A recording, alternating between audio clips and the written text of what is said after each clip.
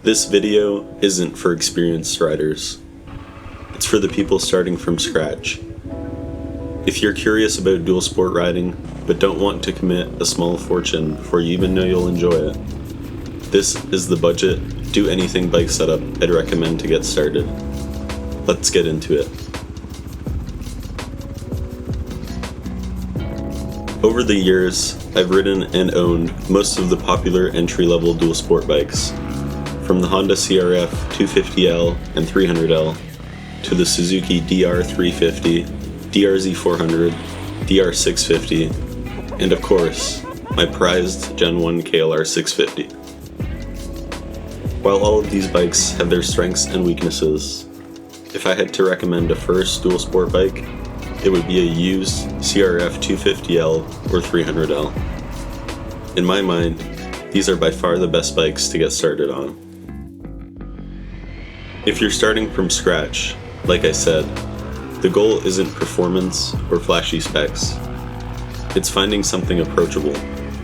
A bike that can do it all and lets a new rider get out and discover which parts of dual sport riding they enjoy the most. As a first motorcycle, these bikes are very approachable.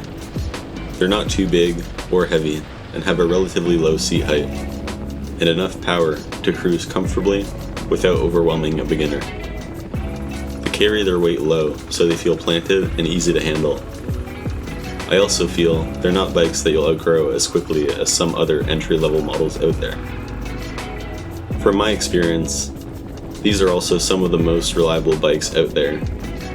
They're bulletproof, dead simple to maintain, and perfect for a beginner with limited tools or mechanical knowledge. You'll have a lot more fun spending weekends out riding than troubleshooting at home. Not to mention, they're cheap to own and insure. Whether you go for the 250 or 300, base model or rally, it really comes down to what's available and in good condition. The savings from picking the right deal are often better spent on a few key mods.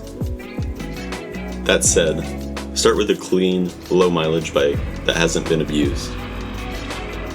For this video, we're going with a used CRF 250L, just like I did when I first started riding. Around here, a clean 250L can be picked up for about $3,500, and it also holds its value really well if you ever decide to sell it. You definitely don't want to buy new. Let someone else take the depreciation hit. As a beginner, and honestly, as a dual sport rider in general, you're going to drop your bike quite a bit. And that's okay. It stings a lot less when it's a used bike that already has a few scratches on it. That brings us into our next topic, protection mods. When you first get your bike, you want to invest in a few essential upgrades. I know it might be tempting to save money and skip these, but I can guarantee these mods will more than pay for themselves after a few drops. These are truly no-brainers.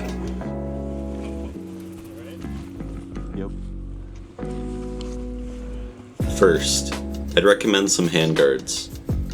You don't need to spend over $150 on brand-named ones. From my experience, they all get bent in a crash anyway. These $50 Amazon handguards have served me well on many bikes, and they're easy to bend back into shape after a drop. Handguards almost always make contact when you drop the bike, saving you from busted levers, perches, and other hand controls. Next, a good skid plate. A higher quality skid plate is usually thicker, has a better profile, and fits better than the cheapest options. It also looks nicer. For example, I fitted my CRF 250L with a Flatlands Racing skid plate, and it held up great. A skid plate protects your frame and engine from just about anything, and it's a lot cheaper than replacing a cracked engine case.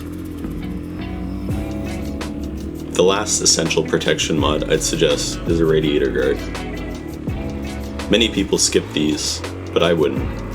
It protects against punctures and supports the radiator if you lay the bike over. One of these kits costs around $150, and in my mind, that's money well spent.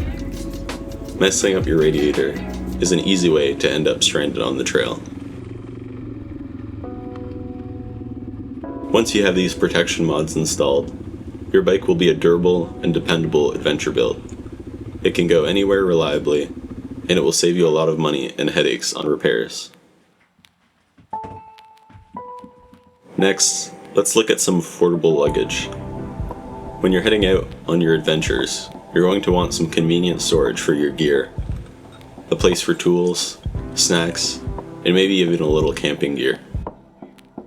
For this, I'd recommend some dry saddlebags.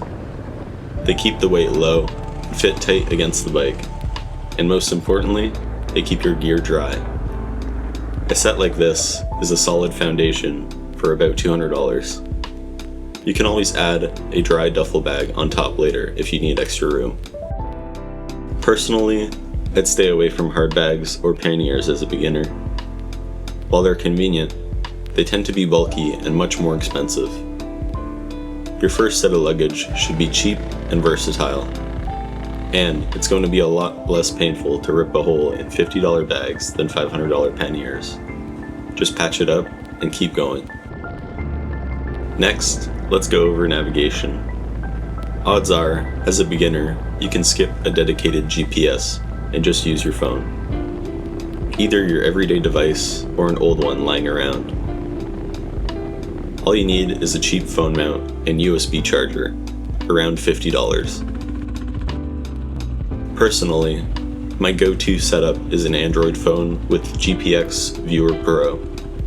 No subscription, just a one-time payment of about $10. It works great for viewing and recording tracks on the fly, and offline mode works perfectly when you're away from self-service.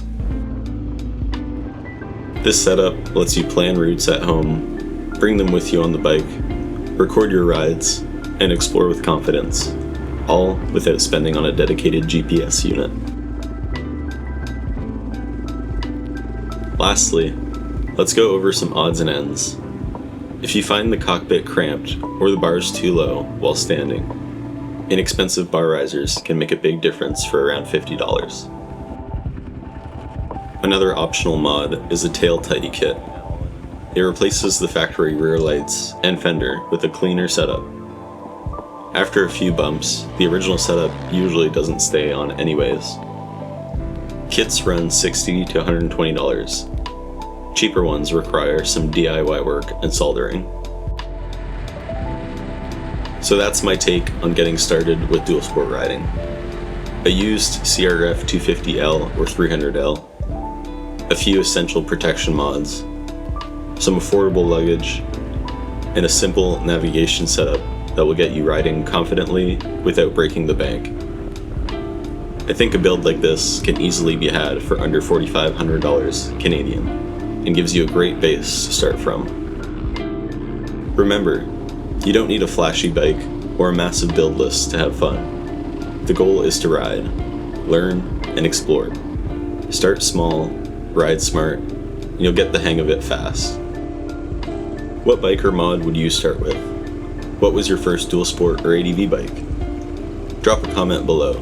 I'd love to hear your thoughts. And if you enjoy this kind of dual sport content, hit subscribe and join me on the next adventure.